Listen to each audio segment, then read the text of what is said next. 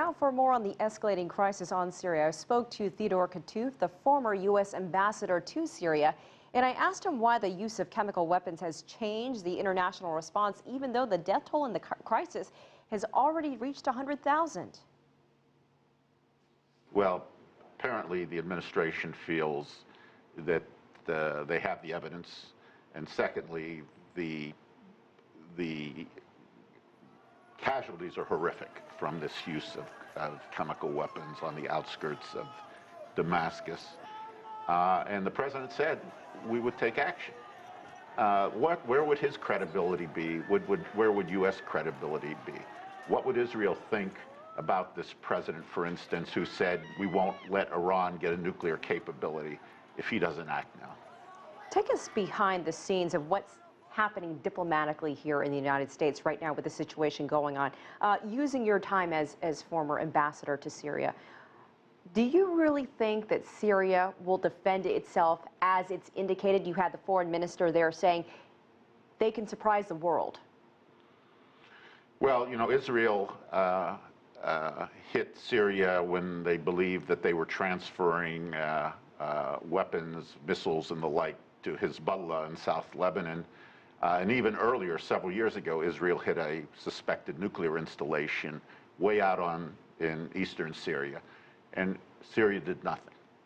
I'm not saying I can say with certainty that Syria will do nothing, but other than firing maybe, if there were aircraft up there, firing some anti-aircraft missiles and the like, I don't see Syria launching attacks on Israel right now or Jordan. I think Bashar al-Assad was already ill-advised to use chemical weapons. Leave aside the horrible morality of it.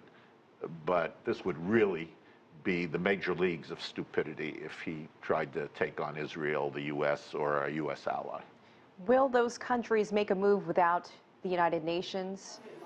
We have those inspections going on in the country, and just based on what we're hearing, the words, it doesn't appear that they're taking the United Nations investigation into account.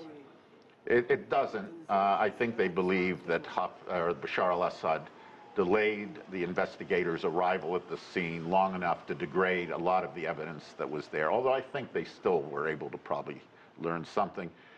But at the end of the day, it appears, you're right, that the administration believes they know all they need to know about this and that they're ready to take action.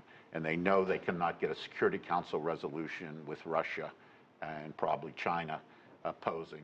So they're going to go more of a route that was used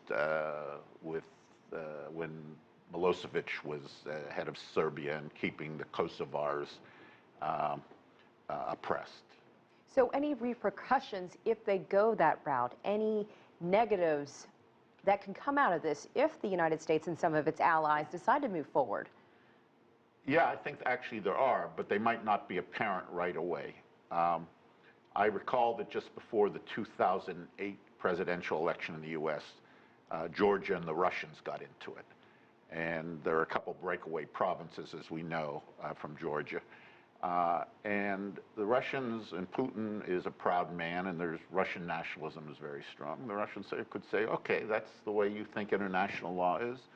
You know, next time we're having a problem with a neighbor or a country we don't like, maybe we'll just enlist a few friends and take unilateral action and see how you like that. And there are certainly several instances where that can come up, especially with Russia in play. All right, Ambassador Theodore Katouf, we appreciate your time. Thanks for joining us here on the show. My pleasure.